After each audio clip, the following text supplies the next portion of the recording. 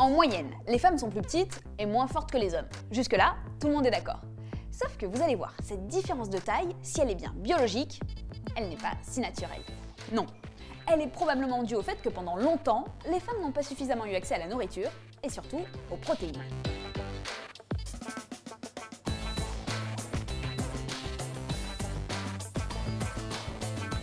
C'est la chercheuse Priscille Touraille qui a mené des recherches sur ce sujet.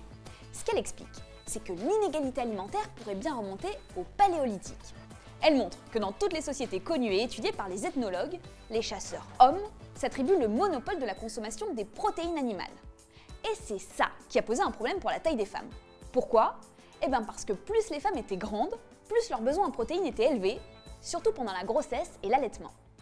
Lorsqu'elles subissent des restrictions alimentaires et surtout en protéines sur le long terme, les femmes grandes ont un taux de mortalité plus important que les femmes de petite taille. Donc les femmes de petite taille survivent mieux.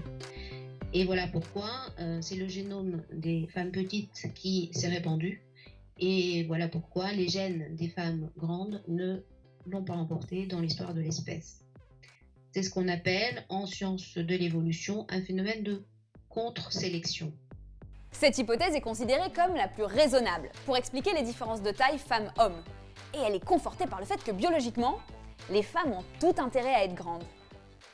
Dans l'espèce humaine, les femmes de grande taille sont avantagées par la sélection naturelle parce que leurs bébés ont de meilleures chances de survie, comme théoriquement toutes les autres mammifères femelles. Et les femmes de grande taille ont aussi un avantage obstétrique parce qu'elles ont des taux de mortalité moindres à l'accouchement. La contre-sélection des gènes de grande taille ne peut être donc que la conséquence de limitation nutritionnelle. Or, la limitation nutritionnelle est organisée socialement dans l'espèce humaine par les régimes politiques d'inégalité que sont, comme on dit en sciences sociales, les régimes de genre. Alors, évidemment, aujourd'hui, la situation a beaucoup évolué pour les femmes, en mieux. Mais ce n'est pas le cas partout, et dans certains pays du monde, les femmes ont encore un accès à la nourriture réduit par rapport aux hommes. Nora Boisouni est journaliste, elle a écrit un livre sur le sujet. Aujourd'hui encore, il y a des femmes qui mangent les restes des repas des hommes, qui attendent que les hommes aient fini pour manger, qui n'ont pas accès à la même qualité nutritive en tout cas. Et on sait aussi que les femmes, en période de disette ou de famine, sont les premières à se priver, notamment pour les enfants et pour les hommes. En France, la toute dernière étude sur l'alimentation a montré que les femmes mangent plus de volailles, de salades, alors que les hommes eux, mangent plus de charcuterie, de viande rouge.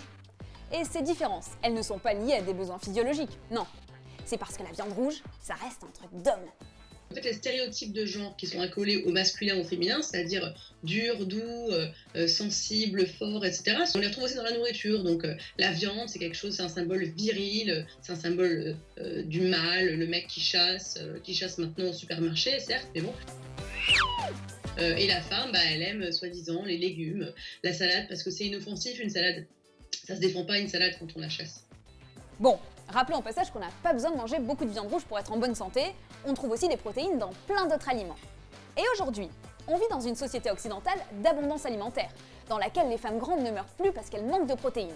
Du coup, la question qu'on peut se poser c'est, est-ce que les femmes finiront un jour par mesurer la même taille que les hommes ?